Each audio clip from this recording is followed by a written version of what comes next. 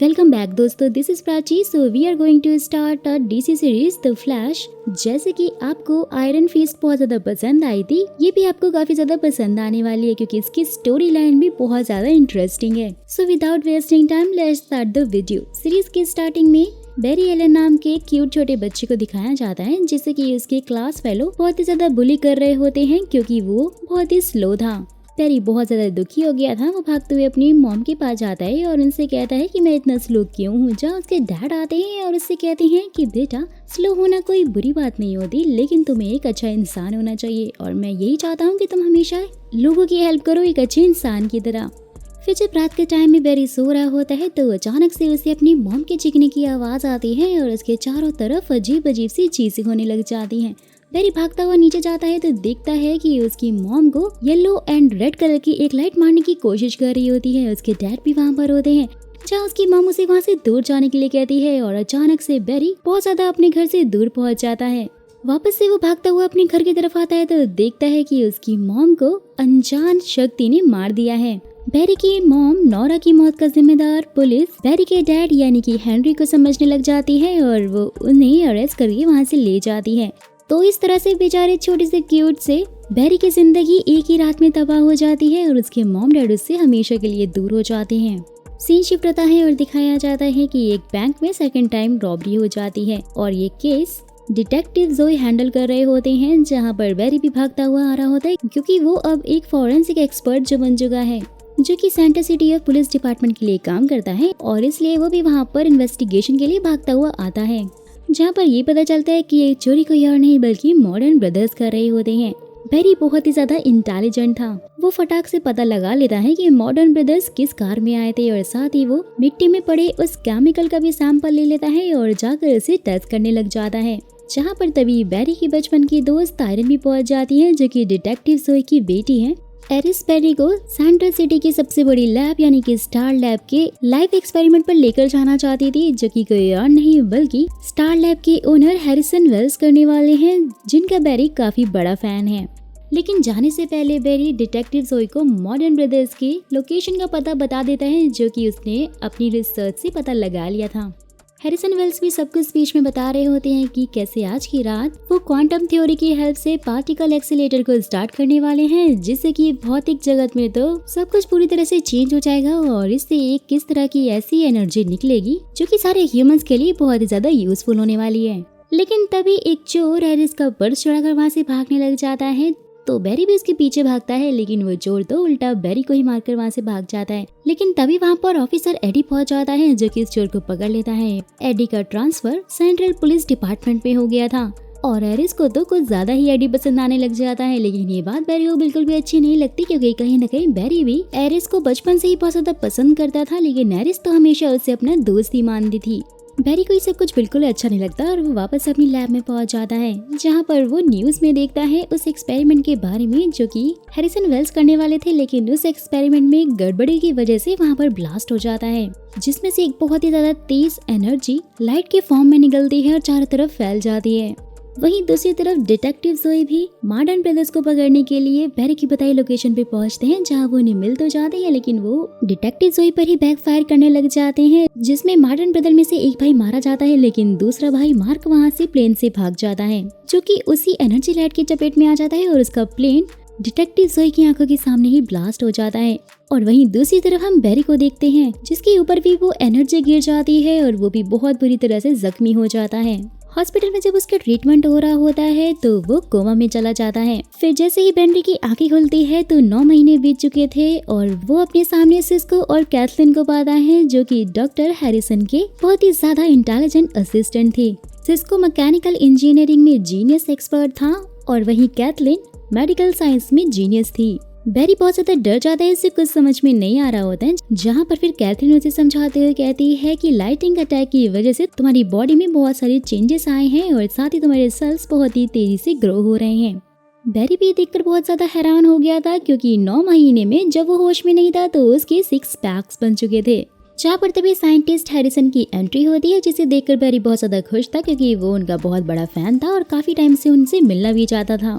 Harrison berry को बताते हैं कि स्टार लैब फिलहाल के लिए बंद हो गई है क्योंकि उस ब्लास्ट में बहुत सारे लोग घायल हो गए थे और 18 लोगों की मौत भी हो गई थी, जिसमें मैंने भी अपने पैर खो दिए हैं। बेरी उस पार्टिकल एक्सेलरेटर मशीन को देखता है जो कि अब पूरी तरह से बर्बाद हो चुकी थी, जहां पर हैरिसन उसे बताते हैं कि जब उन्होंने इसे एक्सपेरिमेंट के लिए ऑन किया था तो हाई वोल्टेज की वजह से उसमें ब्लास्ट हो गया था, जिससे कि एनर्जी लाइट के फॉर्म में वेदर में जाकर मिल गई। एनर्जी तुम पर भी गिर गई, जिससे कि तुम्हारी ये हालत हो गई। जब तुम्हें हॉस्पिटल लेकर जाया गया तो तुम्हारी हालत बहुत ज्यादा खराब थी। डॉक्टर्स को तो कुछ समझ नहीं आ रहा था और वहाँ पर लाइट भी नहीं थी, तो इसलिए हम तुम्हें यहाँ पर स्टार लैब में ले आए और तुम्हारा इलाज करने लग गए। साथ ही वो बेरी को ये भी बता देते हैं कि तुमसे मिलने के लिए यहाँ पर डिटेक्टिव जोई और उनकी बेटी आयरिस अक्सर आया करते थे। ये सुनते ही बेरी फटाफट से वहाँ से भागने लग जाता है ताकि वो जाकर सबसे पहले उन दोनों को मिल सके। लेकिन यहाँ पर हैरिसन और उसकी टीम उससे बोल रहे होते हैं कि तुम्हारी कुछ चेकअप करने अभी भी बाकी है। बेरी कहता है कि वो अभी बिल्कुल ठीक है। वो सीधा भागता हुआ जाता है और रेडिस से मिलता है, जहाँ पर वो उसे देख के काफी ज्यादा खुश हो जाती है। और यहाँ पर बेरी नोटिस करता है उसके आसपास की चीजें बहुत ज्यादा स्लो हो गई हैं, लेकिन वो उस पर ज्यादा ध्यान नहीं देता है और जोई भी उससे मिलकर बहुत ज्यादा खुश हो जाता है। तभी उन्हें न्यूज मिलती है कि एक बैंक में रॉबरी हो रही है और वहाँ का वेदर बहुत ज्यादा खराब हो गया है, जो कि दोस्त कोई और नहीं बल्कि कार्ल मार्टिन कर रहा था, क्योंकि उस दिन उस ब्लास्ट में वो बच गया था और उस एनर्जी की वजह से उसके अंदर सुपर पावर आ गई थी, जिससे कि वो वेदर को कंट्रोल कर सकता था। वही पुलिस स्टेशन में बेरी ये देखता है कि एक क्रिमिनल गन निकालकर पुलिस पर अटैक करने वाला था, लेकिन तभी वो अपनी हाई स्पीड से उसे रोक लेता है। ये चीज तो उसे भी समझ में नहीं आ रही होती कि इतनी फास्ट वो कैसी हो गया है। और जैसे ही बाहर आकर वो अपनी नॉर्मल स्पीड में चलने की कोशिश करता है, उसकी स्पीड बहुत ज्यादा फास्ट हो जाती है और वो यहाँ वहाँ टकराने लग जाता है। और फाइनली यहाँ पर बेरी को समझ में आ जाता है कि उस ब्लास्ट के कारण जो एनर्जी लाइट उसके ऊपर गिरी थी उससे उसे सुपर पावर मिल गई है और वो बहुत ही फास्ट स्पीड में चलने लग गया है। वापस से वो हैरिसन और उनकी टीम के पास पहुंचता है, जो कि उसे इस हालत में देखकर तो बहुत ज्यादा खुश हो रहे होते हैं और उस पर एक्सपेरिमेंट करने लग जाते हैं। बेरी अपनी हाईएस्ट स्पीड में भागता है, लेकिन तभी उसे उसकी मॉम का फ्लैशबैक आने लग जाता है, जिसमें उसकी मॉम की डेथ हो गई थी, तो इसलिए वो काफी ज्यादा डिस्ट्रैक्ट हो जाता है और उसे बहुत बुरी तरह चोट लग जाती है। उसके हाथ में फ्रैक्चर हो जाता है। लेकिन चेकअप करने के बाद कैथलीन ये जानकर बहुत हैरान होती है कि उसका हाथ बहुत ही जल्द ठीक हो गया है, क्योंकि इसमें हीलिंग पावर्स भी आ गई थी। हैरिसन भी उसकी इस खूबी को देखकर बहुत ज्यादा खुश था। साथ ही वो कहता है कि अभी भी तुम्हें बहुत सारी ऐसी चेंजेस आई हैं जिन्हें की चेक करना बाकी है, तो इसलिए स्टार लैब आकर अपना चेकअप करवाते रहना और अपना ध्यान रखना। जिसके बाद पेरी हैरिस से मिलने के लिए उसके कैफे में जाता है, जहाँ पर वो काम किया करती थी।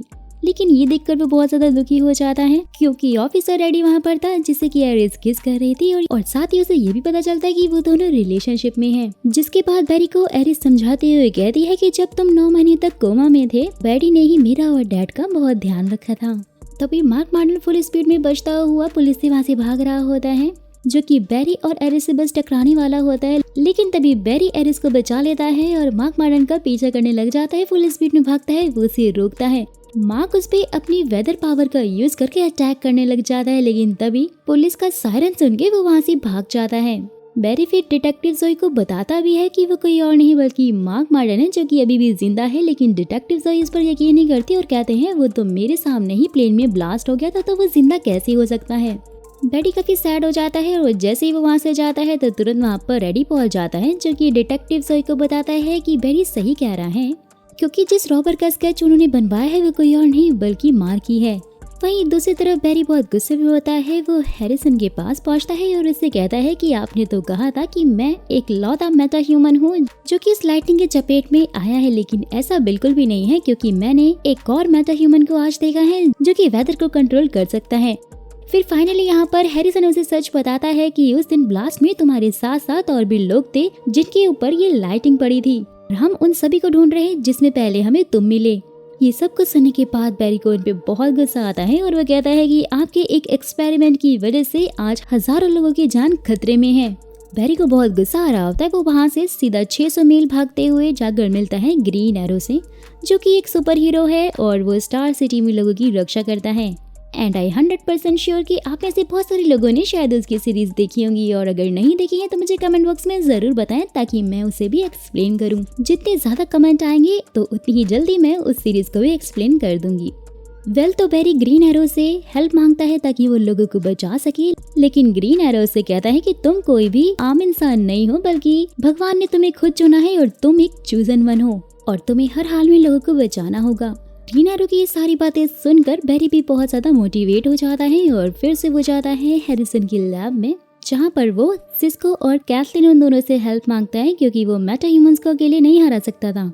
जिसके बाद सिस्को बैरी को अपना डिजाइन किया हुआ हाई टेक्नोलॉजी का रेड कलर का सूट देता है जो कि इसने फायर फाइटर के लिए डिजाइन किया था। और इस सूट की खासियत ये है कि ये हीट एंड फ्रिक्शन रेजिस्टेंस है, साथ ही एरोडायनेमिक डिजाइन से बना हुआ है जिससे कि बैरी जितना चाहे उतनी तेज दौड़ सकता है और उसमें सेंसर भी लगे हुए हैं जिससे वो सूट के अंदर भी बैरी की बॉडी एक्टिविटीज को कैप्चर कर सकते हैं और साथ ही उससे बात करके उसे सजेशन भी दे सकते हैं। वहीं दूसरी तरफ डिटेक्टिव जोई और एडी मार्क मार्डन को ट्रैक करते हुए उसकी लोकेशन पे पहुंच जाते हैं, लेकिन यहाँ पर सब उल्टा हो जाता है और मार्क, जिसके पास वेदर को कंट्रोल करने की पावर थी, वो अपनी सुपर पावर का यूज करके दोनों पर अटैक करने लग जाता है। वो उन्हें मारने वाला होता है, लेकिन तभी वहाँ पर बैरी पहुंच जाता है अपनी हाई स्पीड में और वो मार्क को रोकने की कोशिश करता है, लेकिन मार्क अपनी सुपर पावर से बहुत ही बड़ा टॉर्नेडो वहाँ पर ले जाता है जिसकी स्पीड इतनी ज्यादा फास्ट थी जिसे देखकर सिस्को और कैथरीन उसे बताते हैं कि धीरे धीरे ये पूरे शहर में फैल जाएगा और शहर पूरा तबाह हो जाएगा, तो इसलिए हमें इसे कुछ न कुछ करके रोकना ही पड़ेगा। हैरिसन भी वहाँ पर आकर बैरी का हौसला बढ़ाने लग जाते हैं और बैरी को एक बहुत ही अच्छा आइडिया आता है जिससे कि वो टॉर्नेडो के ऑपोजिट डायरेक्शन में घूमने लग जाता है। बैरी इतनी ज्यादा फास्ट स्पीड में घूम रहा होता है कि मार्क उसे नहीं देख पाता और इसलिए जब वो उस पर अटैक कर रहा होता है तो उसके सारे वार खाली चले जाते हैं। बैरी की वजह से वो टॉर्नेडो तो रुक जाता है, लेकिन मार्क अभी भी जिंदा था और वो बैरी पे बस गन चलाने वाला था, लेकिन तभी डिटेक्टिव जोई वहाँ पर आकर उसे शूट कर देते हैं और बैरी को बचा लेते हैं।